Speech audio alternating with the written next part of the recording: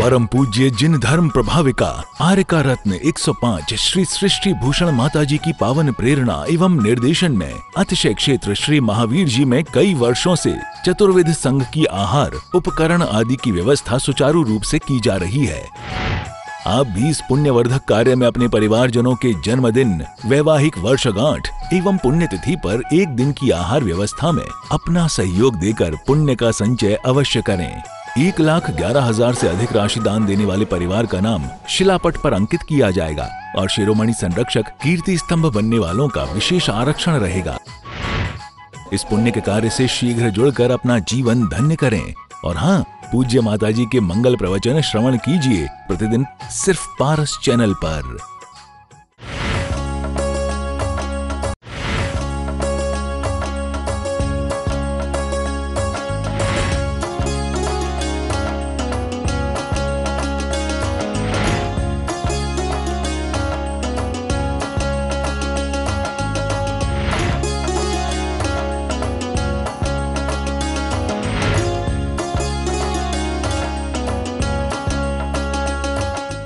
महानिंद पर्याय त्रिया की महाकुटिल भावों का फल, तीनों पन दुख भुगते नारी नहीं सुख नारी को फल। किसी कवि ने बहुत अच्छी कही है कि महानिंद पर्याय त्रिया की महाकुटिल भावों का फल, तीनों पन दुख भुगते नारी नहीं सुख नारी को फल। वास्तव में लोग कहते हैं तीनों पन नारी दुख भोगती है। मैंने कहा तीनों पन नारी किसी को सुख देती है और उसके बाद भी दुख यदि भुगतने के लिए उसे कहा गया है, दुखी कहा गया है, तो उसमें मेन कारण है, उसमें मुख्य कारण है पुरुषों की भूमिका। हमने एक धारणा बना दी भारत में कि नारी छोटी है, नारी अबला है, नारी निर्बल है, नारी को सहारे की जरूरत है, नारी बिना सहारे के नहीं रह सकती। घर घर आपने देखा होगा, लोग कहते हैं यदि बेटी है तो माँ बाप संभाल लेंगे, बेटी है तो पिता रक्षा करेगा, पत्नी है तो पति रक्षा करेगा और बूढ़ी हो जाए तो बेटा रक्षा करेगा। मैंने कहा कैसी तुम्हारी धारणा है गलत। अरे पति रक्षा करेगा, क्या पत्नी नहीं करती है पति की रक्षा? लोग कहते हैं बेटा रक्षा करेगा, क्या बेटी नहीं कर सकती है?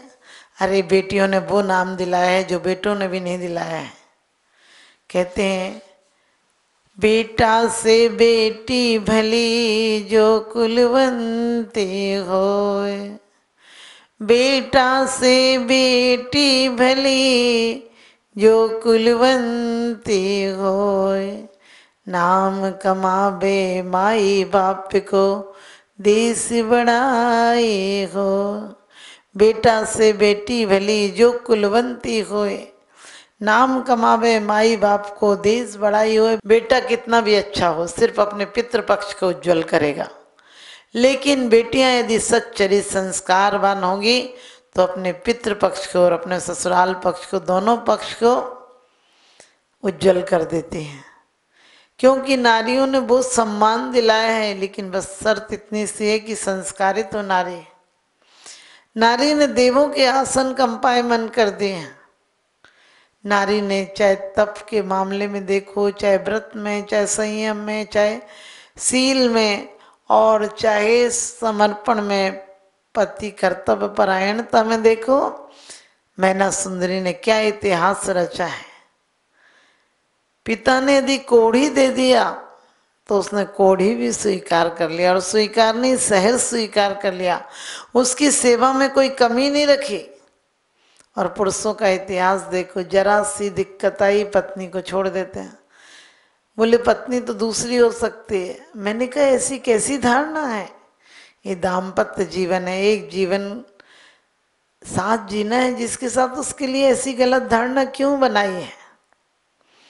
और कभी भी नारी पराधीन नहीं है। नारी चाहे तो स्वतंत्र जन्म से लेकर अंतिम समय तक तुम्हें नारी का सहारा लेना पड़ता है, चाहे वो चेतन रूप में हो चाहे चेतन रूप में। जब आपका जन्म होता है तो खटिया किसकी होती है? स्त्री खटिया स्त्रीलिंग है। उसके बाद आप पलना झूलते हैं, गोदी है माँ की, वो पलना झूलते हैं, वो आप किताबें स्कूल जाते, पाठशाला जाते हैं वो, और उसके बाद विवाह होता है तब भी स्त्री का सहारा लेना पड़ता है। और दीक्षा लेते हैं तो दीक्षा भी स्त्रीलिंग है, पीछी लेते हैं वो भी स्त्रीलिंग है। और आप तपस्या करने जाते हैं, जिस शिला पर बैठते हैं वो भी शिला क्या नारी, स्त्री पर्याय के। आप देखिए मुक्ति तक जाएंगे तो भी नारी पीछा नहीं छोड़ती है, क्योंकि नारी ने सृष्टि की रचना की है, नारी ने दुनिया को सुंदर बनाया है। ये बात अलग है कि आदमी बहुत महान है, लेकिन आदमी पागल हो जाए तो विनाश भी तो कर सकता है। आज विनाश पूरी दुनिया में कौन कर रहा है? पुरुषों ने किया है।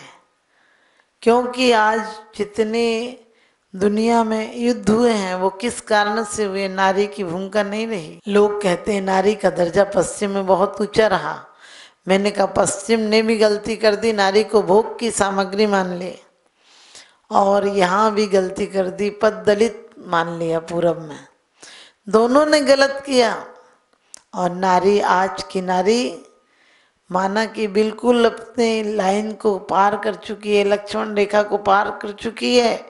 और आज हमें चाहिए कि नारियों को पुनः अपनी जागृति लाना पड़ेगी।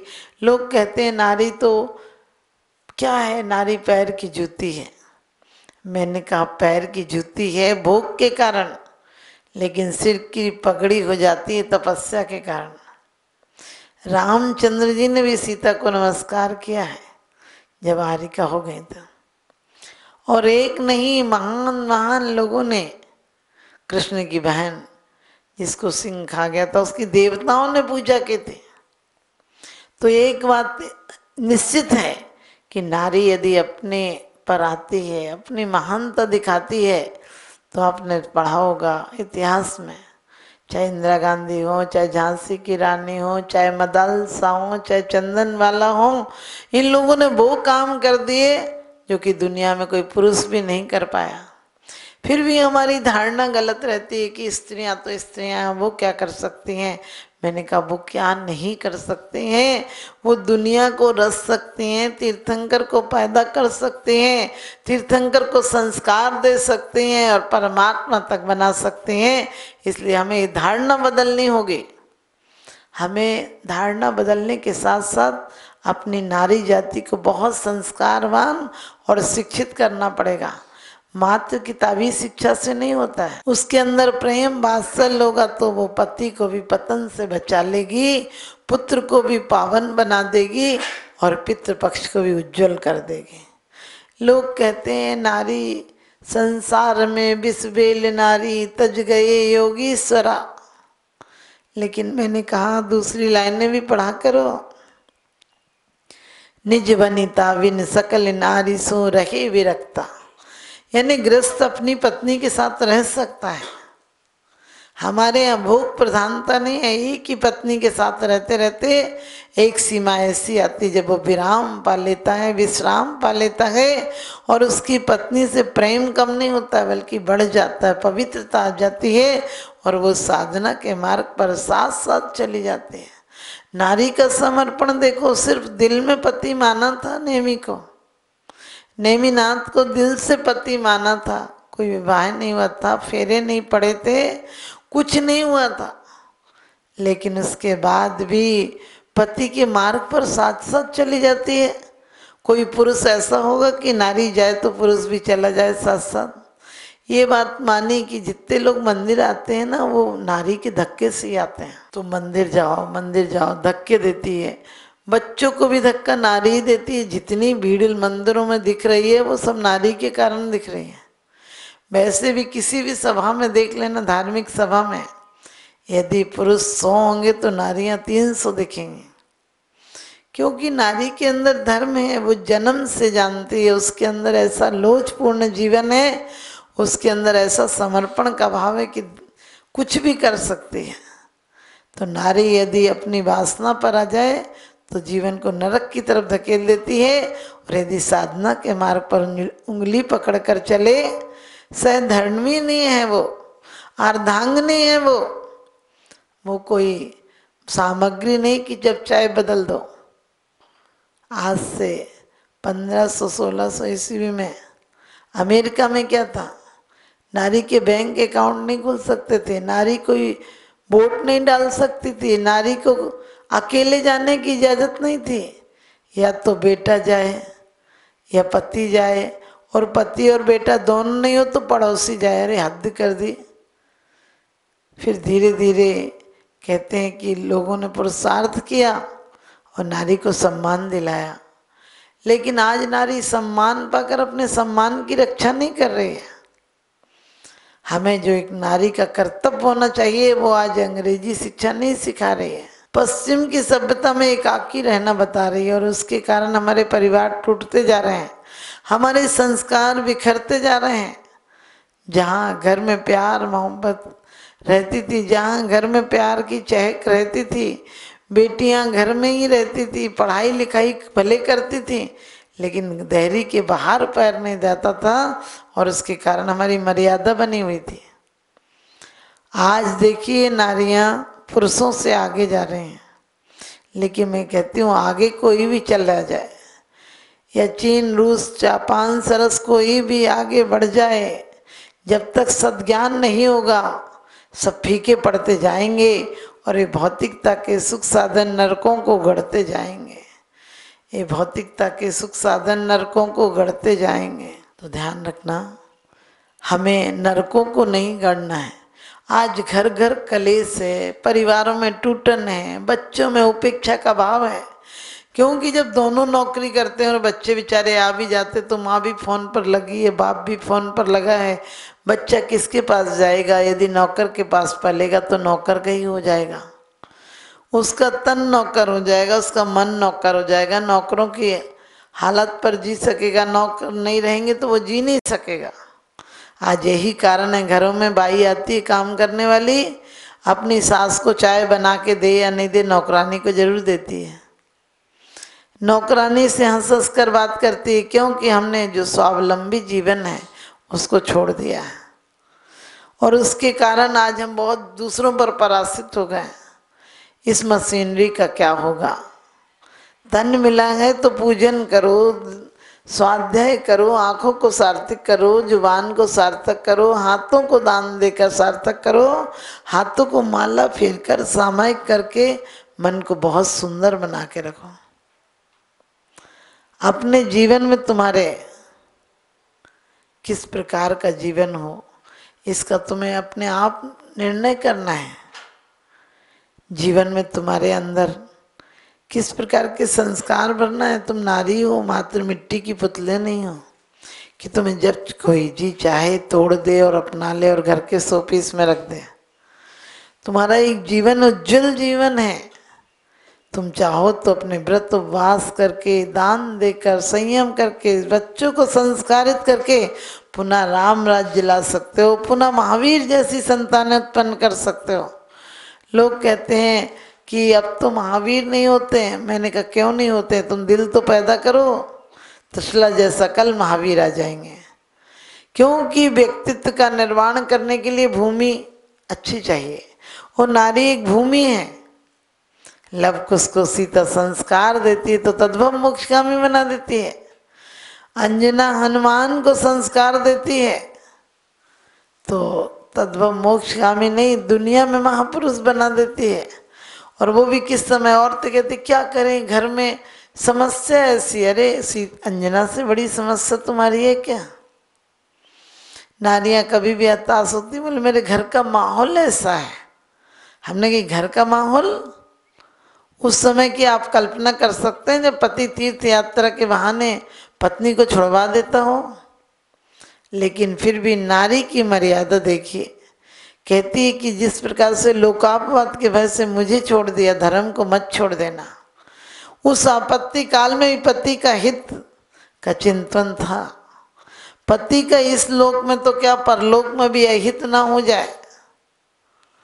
एक धोबी के कहने से यदि रामचंद्र जी अपनी पद प्रतिष्ठा के लिए सीता को निकाल सकते हैं तो सीता कहती तुम कह के तो देखते, मैं वैसे भी चली जाती तुम्हारे जीवन से। लेकिन ये क्या है? हमारी दकियानुसी है। ये लोगों की शुरू से धारणा रही है कि कभी नारी को सम्मान नहीं दिया और नारी को सम्मान नहीं दिया है। लोग कभी कभी कहते हैं नारी का चरित्र और पुरुष का भाग्य देव भी नहीं जान सकता है। हमने कि नारी का चरित्र, अरे आज तक जितने गलत कोठे हों, डांस क्लब हो, कुछ भी हो, 12 दिवस की किसने शुरुआत की है? वेश्याएं बनाई, कोठे खोले किसने? नारियों ने कभी ऐसा नहीं किया है। नारियों ने कभी कोई गलत रास्ता नहीं दिखाया है।